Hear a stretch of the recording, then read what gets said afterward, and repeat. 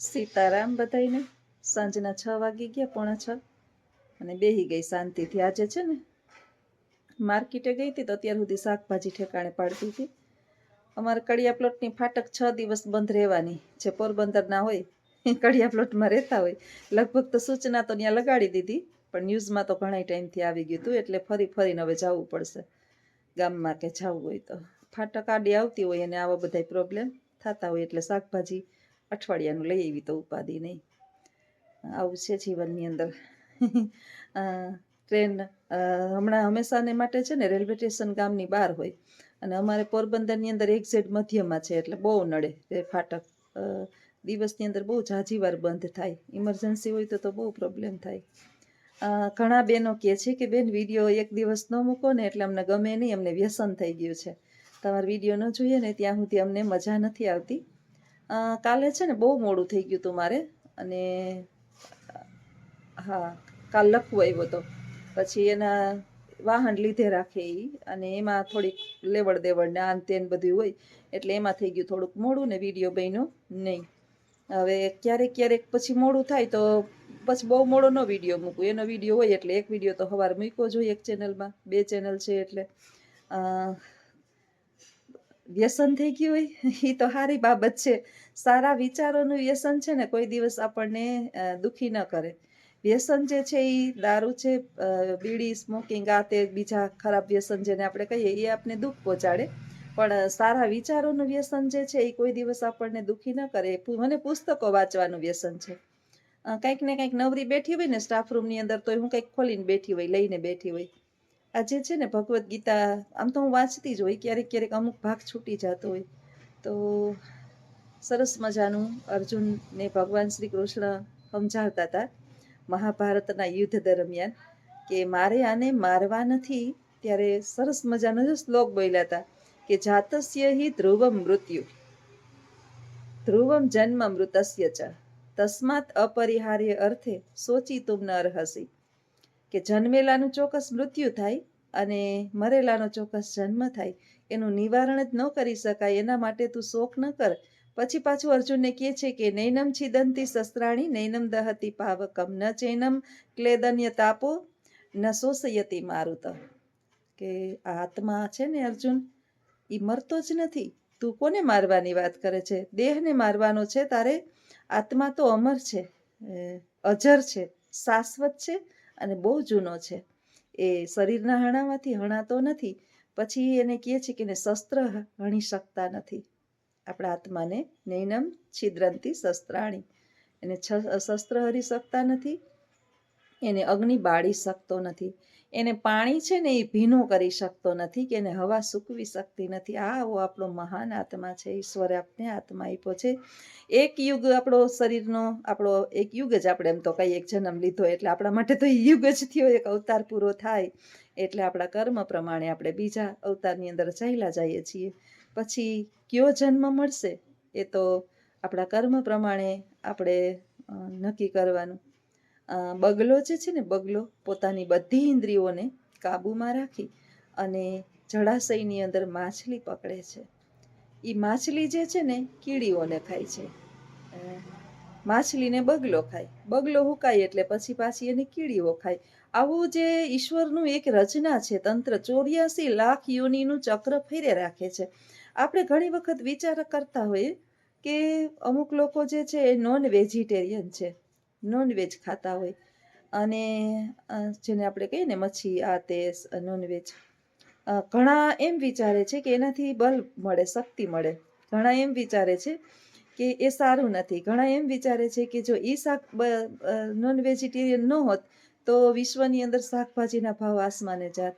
ઈશ્વર શું વિચારે છે એ તો આપણને ખબર જ નથી, પરંતુ આપણા શાસ્ત્રો એમ કહે છે કે ઈશ્વરે આપણા માટે એટલું તો આ પૃથ્વી પર મૂકેલું જ છે રસાયણો, કે આપણે અન્ન ખાઈએ ને તોય પૂર્ણ થાય. પણ હવે અત્યારે દિન પ્રતિદિન જે છે એ જમીનો ઘટતી જાય છે. ગૌચરાની જમીનો ઉપર એ ફેક્ટરીઓ થઈ ગઈ છે. આપણે જ્યાં જોઈએ ત્યાં ગૌચરાની જમીન પૂરી થતી જાય છે.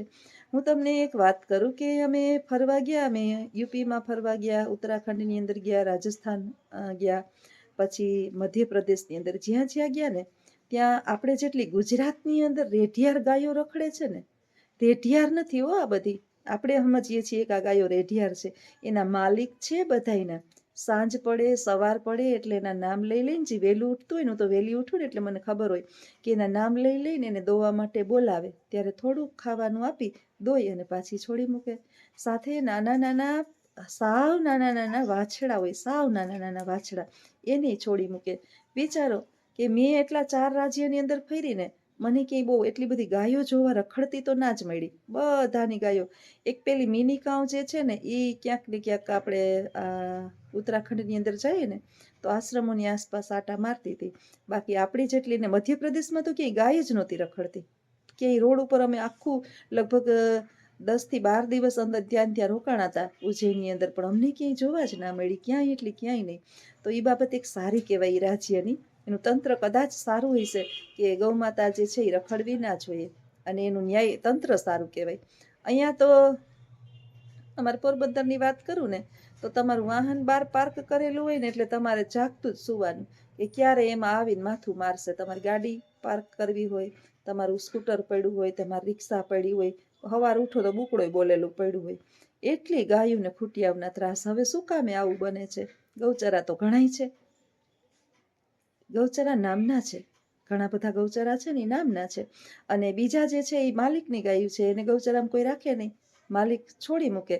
છોડી અને આપણા માટે બિચાડી, એનું તો પેટ છે, એ થોડું સમજે છે, એ તો પશુ છે. અને એઠવાડા રોટલી, હવે રોટલીએથી થોડું ગાયનું પેટ ભરાય છે.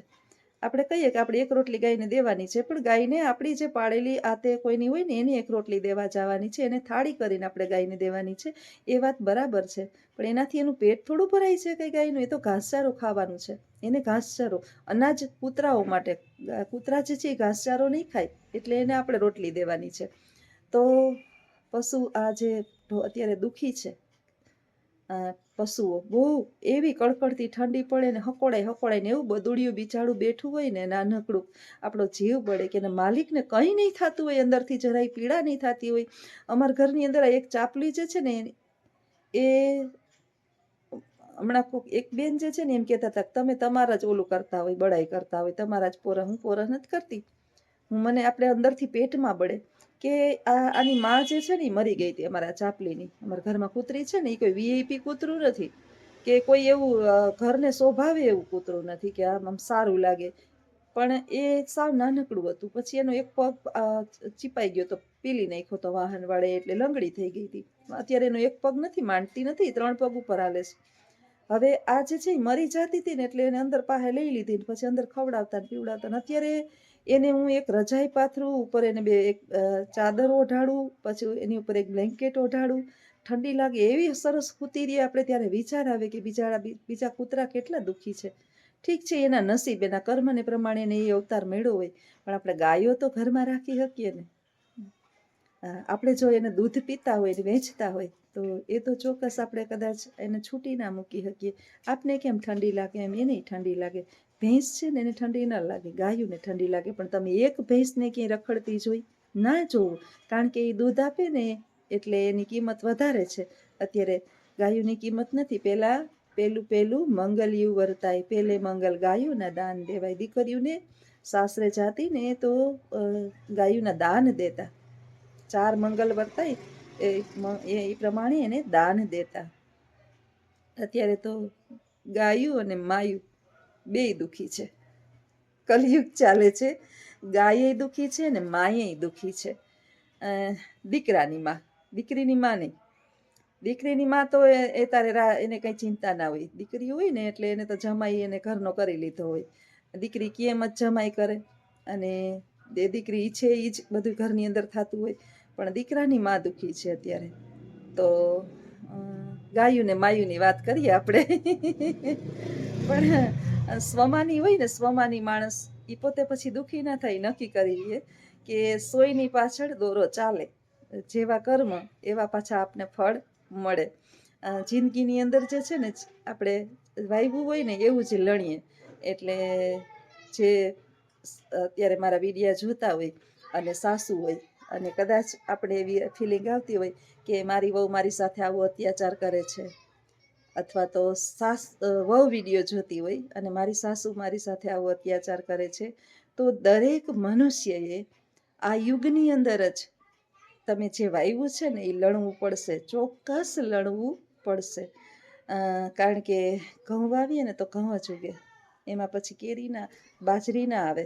એમાં આપણે કર્મ જે કરીએ ને એ જ આપણા ઉગે, પછી એમાં બીજું કાંઈ ઉગે નહીં.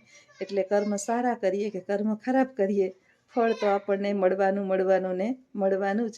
એટલે જે પણ કંઈ કરીએ એ બહુ સમજી વિચારીને કરીએ, કે જેથી કરી અને જ્યારે આપને પાછું મળે ત્યારે બહુ નિરાશ ન થાય અને બહુ આઘાત ન લાગે.